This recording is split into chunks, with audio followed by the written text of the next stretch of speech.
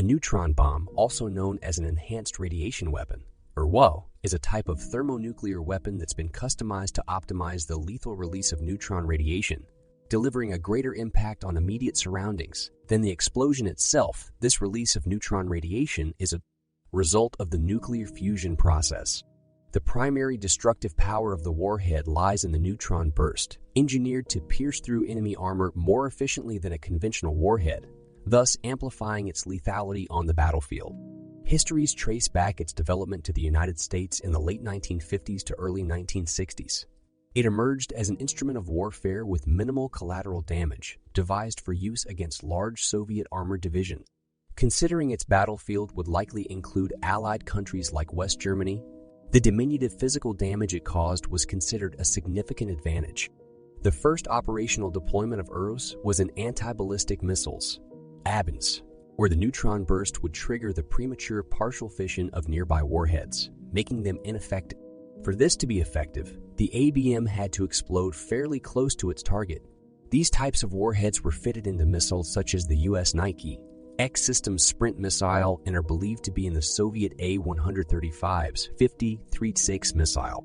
The neutron bomb saw resurfacing interest for tactical use in the United States in the late 1970s and early 1980s. Resultantly, production of the Z-70 for the EM Benjin 52 Lance began in 1981.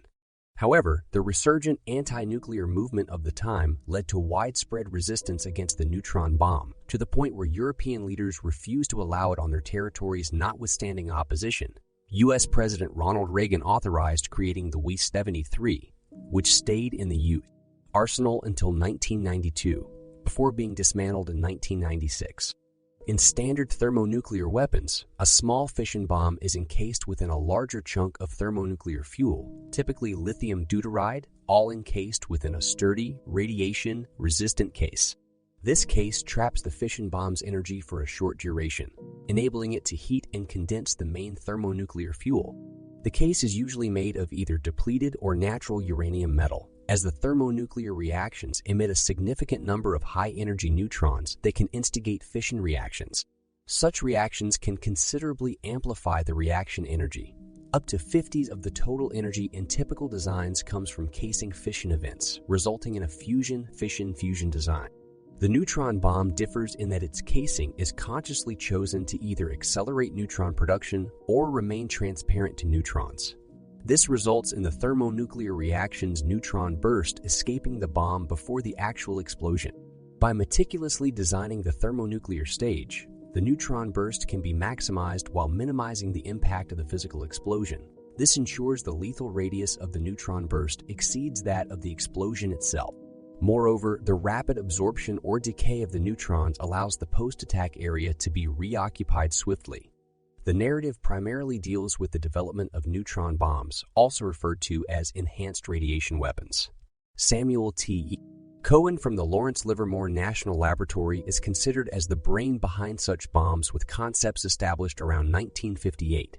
The evolution of neutron bombs entailed numerous projects, originating from Dove and Starling, leading to multiple designs of different versions of the weapon.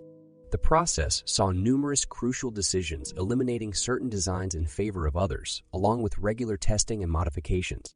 The late 60s saw the production of the first neutron bomb through testing of 66, marking a significant milestone in enhanced radiation weaponry. However, active duty was short-lived as they were decommissioned in the early 1980s. In the meantime, attention veered towards using modified versions of the bomb, like the W-70 Mode 3. President Jimmy Carter in 1978 postponed development due to protests against deploying neutron warheads in Europe. Propaganda attack by the Soviet Union against the U.S.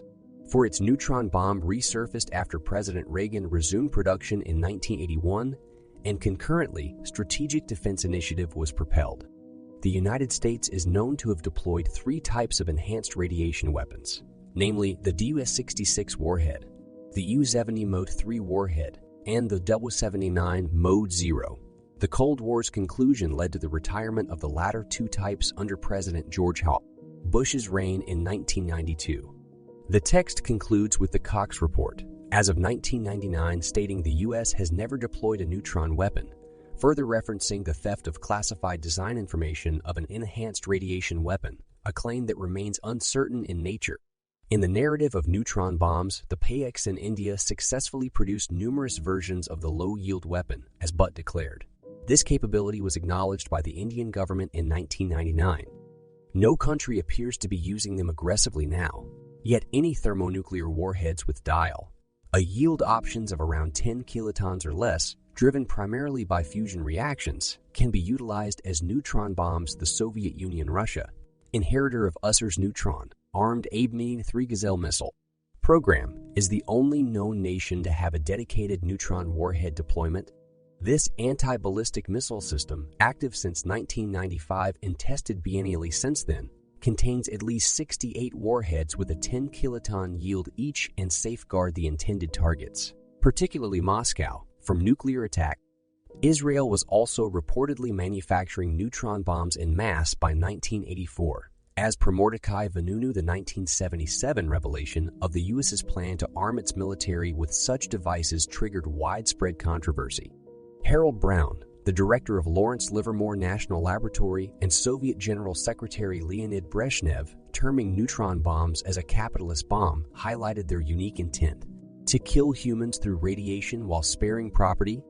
A discernible line separates their high lethality zones from their minimum radiation regions compared to their thermal effects, thanks to their design featuring lower explosive yields than traditional nuclear weapons.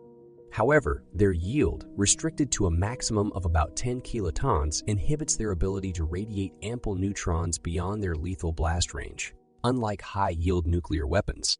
This limitation essentially reclassifies devices like the 50 megaton Tsar Bomba, that derives 97% of its energy from fusion, away from neutron bombs. The lethal capability of a neutron bomb lies primarily in its intense pulse of high-energy neutrons, not its fallout, heat, or blast. Sam Cohen, the neutron bomb inventor, clarified that the U-70 can't be labeled a neutron bomb despite its 100 kiloton potential. He pointed out it lacked the neutron bomb's signature characteristic of causing extensive fatalities without causing comprehensive property damage. The Warsaw Pact's tank squadron was more than double that of NATO's. Thus, should the Cold War escalate into actual warfare, the Soviets would likely utilize their numerical advantage to quickly traverse through Europe. A weapon that could disrupt their mass tank formation and compel them to disperse their tanks would be beneficial. This would make individual tanks easier to target with anti-tank missiles like the M40, 7 Dragon, and BGM-70, 1 Tau missiles for which NATO had a copious supply. The Soviet commanders, strategizing for war on Central Europe, banked more on their conventional superiority than on preparing for nuclear warfare. They believed that this conventional advantage would enable the Warsaw Pact to simulate the effects of nuclear weapons and captivate Europe without deploying such weapons. Neutron bombs, or rather enhanced radiation weapons, were viewed as strategic anti-ballistic missile weapons, and they remain in active service within Russia's Gazelle missile. Upon explosion, a near-ground 1 kiloton bomb airburst would generate a hazardous blast wave, devastating thermal radiation, and destructive ionizing radiation. This assault would cause third-degree burns within a 500-meter radius and severely damage all non-reinforced concrete structures within 600 meters. Using neutron bombs to overpower opponents by bombarding them with radiation would need a large quantity. It would also ruin all standard civilian buildings within approximately 600 meters of the blast zone, possibly making building materials radioactive due to neutron activation from explosion. Interestingly, human bodies, being liquid-filled, are resistant to overpressure, which means very few fatalities would occur from the blast within 600 meters. Nonetheless, the strong winds could be lethal, hurling bodies around and propelling debris, such as window glass, at high speed. The neutron radiation pulse could lead to instant and irreversible incapacitation for individuals within 900 meters, leading to death within 1 to 2 days. Roughly half of the individuals exposed and unprotected within 1350 to 1400 meters from the blast would die from radiation sickness after several weeks. The increasing inefficiency of ER weapons against modern-day tanks is one of the key reasons they are no longer deployed or stockpiled. The current average thickness of tank armor has outgrown the radiation effects of the inaugural ER weapons, as pointed out in the New Scientist magazine in March of 1986. The article pointed out that for an ER weapon to incapacitate a modern tank crew by irradiation, It would have to be detonated so close that the nuclear blast would be just as effective in debilitating the tank and its crew. The author did note the potential use of effective neutron absorbers and neutron poisons, such as boron carbide, that can be integrated into conventional armor to intensify protection. However, even combined with neutron scattering, the author argues that the overall average tank area provides a protection factor rarely exceeding 155 to 35 to 35. The Federation of American Scientists holds a slightly different view, suggesting that a tank's neutron protection factor can be as low as 2, though they don't differentiate between types of tanks. A high-density concrete composite could offer a more effective solution. Alternatively, a multi-layered grade Z shield would also work. Both options involve using a combination of iron and polyethylene containing boron, which perform various functions during neutron transport. It's worth noting that the Soviet T-72 tank has incorporated a boronated polyethylene liner as a defense against neutron bombs. Notwithstanding, the use of depleted uranium, in some tanks, poses a risk. Commonly used in America's Munya-1 Abrams tank encased in steel, can lead to fast fission when it captures a fast fusion-generated neutron. This could potentially set up a fatal environment for the crew and maintenance personnel due to fission neutron and gamma-ray exposure. The potential threat largely depends on the exact thickness and elemental composition of the armor, information that is generally difficult to ascertain. In an effort to defend American cities and missile silos from incoming Soviet warheads, the WIS-66, the first-ever warhead, was developed as an anti-ballistic missile weapon for the Sprint missile system under the Safeguard program. However, these systems faced a major challenge. The blast effects of their warheads were drastically affected by the change in atmospheric density with increasing altitude. Once at 60,000 feet and above, blast effects diminished as air density significantly dropped. Solutions to this involved larger warheads, but these would prove too powerful for lower altitudes. Thus, a defense system less susceptible to air density variation was needed. One potential solution lay in neutron-based attacks. An enhanced radiation weapon could release a burst of neutrons to induce fission in the target warhead's fissile materials, potentially generating enough energy to melt the warhead. If not, even a minor burnup of the fuel could significantly disrupt the primary warhead's function, causing it to fizzle. This allowed the relatively small warhead to be effective over a wide range of altitudes, using blast effects at lower altitudes and the increasingly long-range neutrons as the engagement rises. This concept of neutron-based attacks dates back to the 1950s, with the U.S. Atomic Energy Commission considering weapons with enhanced neutron output as defensive warheads. A prime example was the U.S. Polaris A-3 missile, with 3 warheads traveling in close proximity. A single EM could potentially eliminate all 3 through neutron flux. The following decade saw extensive research aimed at improving defense techniques and developing warheads less vulnerable to neutron flux attacks. Similarly, the AIM-26 Falcon and Kim-10 Bomark were suggested to be primarily designed for neutron flux attacks. As noted by an F-102 pilot, the weapons were primarily aimed at the enemy's weapon itself, triggering an instantaneous nuclear action and rendering it non-functional. Alongside neutron fluxus effects on the warhead itself, its potential impact on warhead electronics was also proposed as another attack vector. High-level ionization could degrade the performance of semiconductors for a considerable period. This could be useful against guidance systems with advanced electronics, although by the time they came within range of the interceptors, these components had usually already separated from the warheads. Efforts were made to harden warheads and protect them from such impact.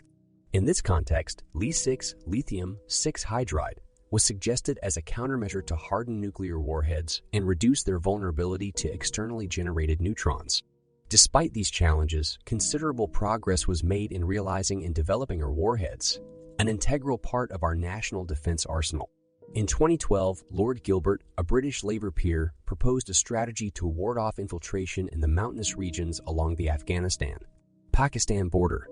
His suggestion involved deploying enhanced radiation-reduced blast, warheads, or neutron bombs. Gilbert's proposition involved warning the area's inhabitants and then rendering the area radioactive and impassable. This tactic of radiological warfare, similar to the area denial scenario considered by Douglas MacArthur during the Korean War, would create a dangerous zone. The key distinction is that the neutron bombs produce less fallout than a pure fission bomb. The neutron bomb, when encased in neutron-activating material and surface, bursted, could be transformed into a salted bomb such as zinc-65. This particular model is a gamma emitter with a half-life of 244 days.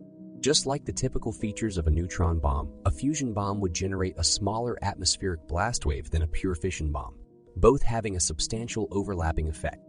If pure fusion weapons have twice the initial radiation output of standard fission, fusion-based weapons, a fusion bomb with 100% purity would also produce a smaller atmospheric blast wave.